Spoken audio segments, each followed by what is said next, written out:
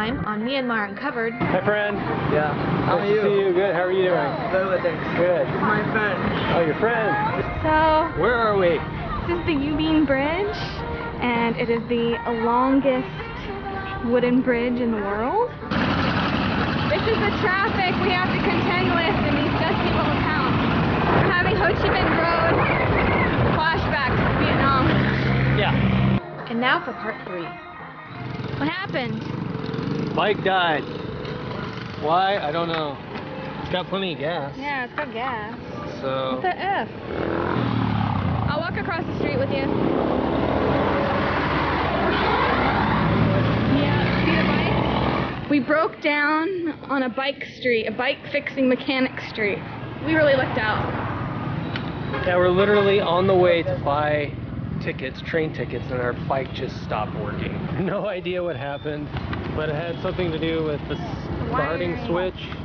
The wiring maybe, it came loose, I don't know.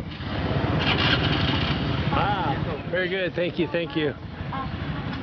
1003? That's a fair price. Wow. Thank you so much. Thank you. Bye. What do we get? We got a new switch thing. Starting switch. I have no idea why this caused the bike to die though. That's my thing. I don't know. Like what about that caused the bike to die? We have tons of gas. Knew. Yeah, it took him like 3 seconds. He's all like not even worried about it. He's like, meh. Alright, let's go. Alright, let's go.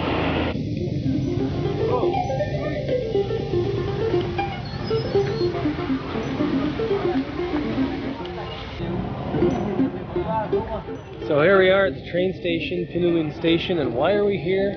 Well, we're trying to get train tickets to Zhangjiajie, which I believe I'm saying that wrong. That's our next destination though, and honestly part of the whole reason we're coming up this way is because of the train. So we need to get train tickets, and we also need to put our bike on the train, if possible. I don't know, it might be closed. It looks like it's closed. Is the ticket window shut down?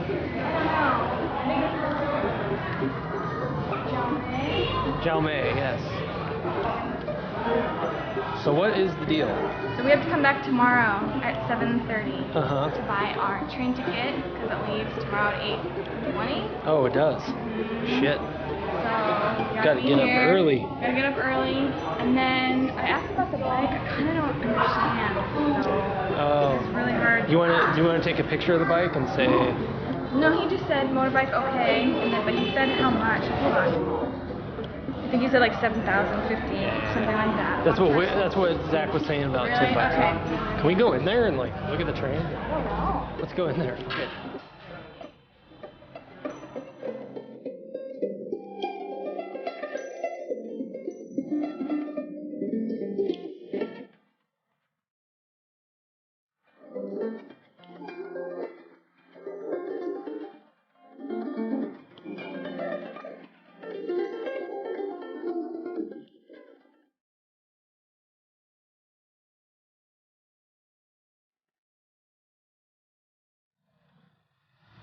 Okay, so what can we say about Pyin? It's a unique place because it's a former hill station that was used during the British occupation as a place that they would go to escape the heat of the summer months. Mm-hmm. Which I get. Which I get, and that's evidenced by the colonial architecture that still remains kind of in and around the city. Mm-hmm. But smacked up against that too, there is definitely a Indian population happening there, a concentration and an influence. So we saw a Hindi temple. Yeah, right next to us. And then also there's like 10 shops down the street which were just Indian sweet shops. Yeah. So it just filled the air. It just got done raining, so you just have this smell of like Indian spices, and flowers was another thing. A lot of flowers is a big thing up there. Yeah, so everything smelled good, it looked good. The other thing I will say is that the people were just amazingly helpful and nice. Which is a running theme, you'll notice, in all of Myanmar. Everywhere else. They're just very genuinely happy to see you in their country and to help you out and make sure that you have a good time. Thank you. Thank you. Nice to meet you. Bye. See you.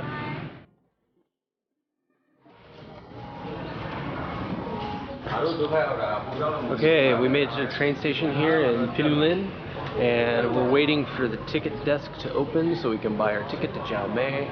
And the rain did die down a little bit, but it's still going. So actually, if it were to rain any day of the journey, it would be this one when we're on the train, hopefully. I won't really feel complete until we actually have those tickets in hand and we're on the train with our bike too. We got to put our bike on the train, so that's going to cost maybe an extra $10 or so.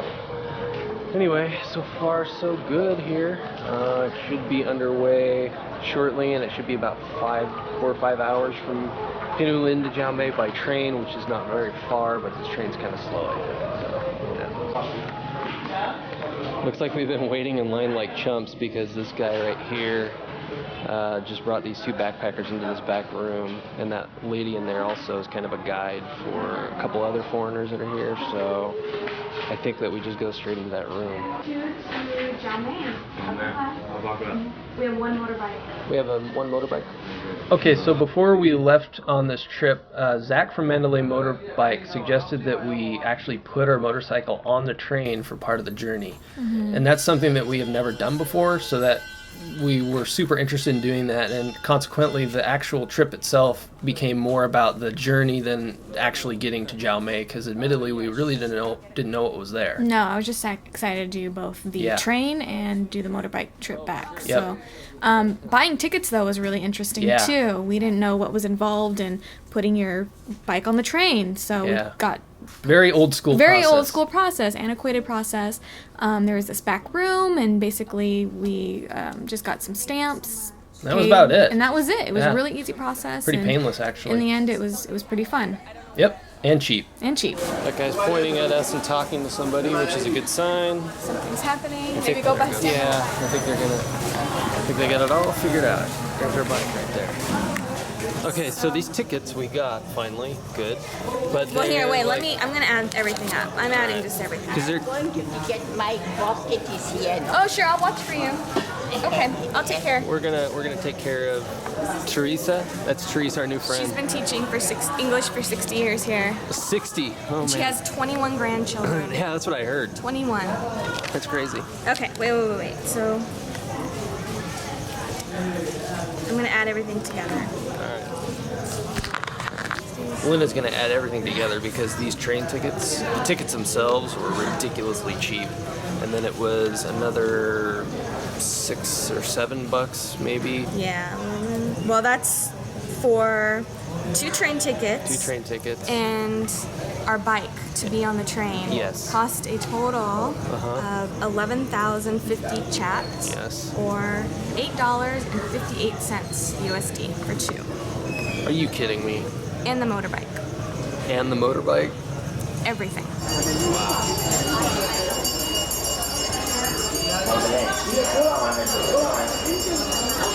The train just arrived. It's a total frenzy to get this thing unloaded and then reloaded for the next leg of the journey. They got all kinds of stuff on this train. Livestock, big bags of what looked like food, people, I mean everything. It's crazy. Oh my gosh. Yeah. I didn't know that you could take live goats on the train. But you can. You can. You absolutely 2 can. whole cars full. Yep.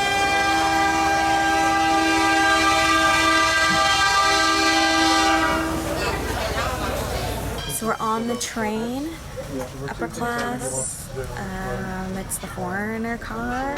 Seems like it. Yeah, a bunch of foreigners, but whatever. That's us. It's really comfortable. The seats are really comfy. There's good leg room. And it's starting to rain, but I'm excited. It's big, open, and airy, and we'll see how this goes. It's fine. It's fine. Okay. All right, here we are. So super, super bumpy. this is not enhanced in any way. This is actually on the train, and this is the experience. This is insanely bumpy. Yeah, this is why you ride on a Myanmar train. Yeah.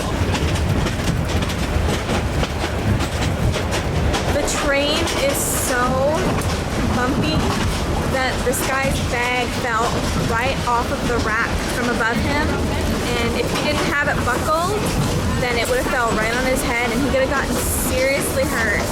So we're buckling ours now too.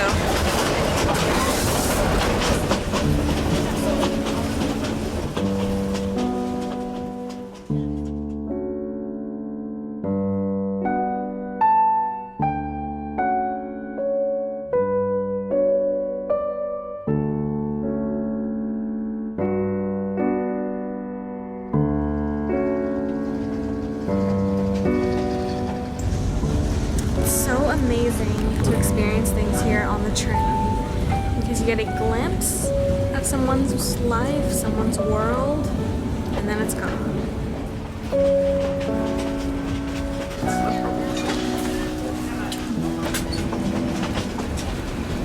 So we can see it. We're getting ready to head onto the Goteik viaduct. I'm freaked out, but I'm excited. See how this goes.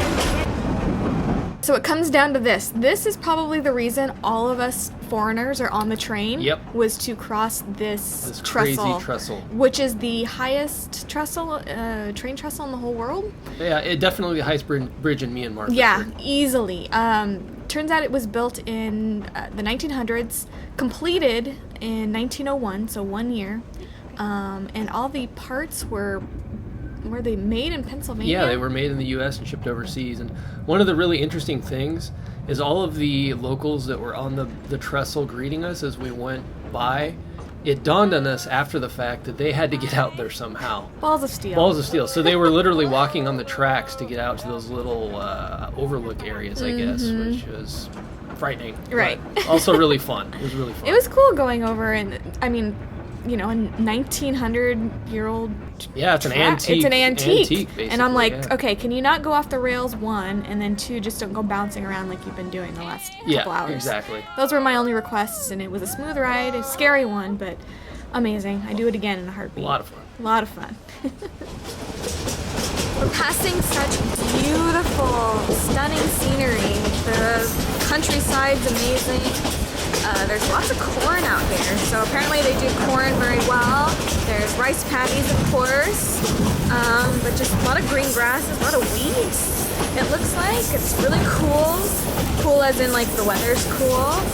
So I'm glad for that because it was crazy hot in Mandalay. And yeah, the clouds covering give the green like a really beautiful color. And this is literally the perfect day for a train ride.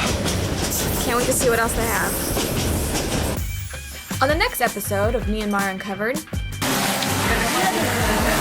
feels good. I'm getting a head massage. He's doing the same things like in the spa at home. I paid like, you know, big bucks for. And this is all part of just the hair washing. How's it say?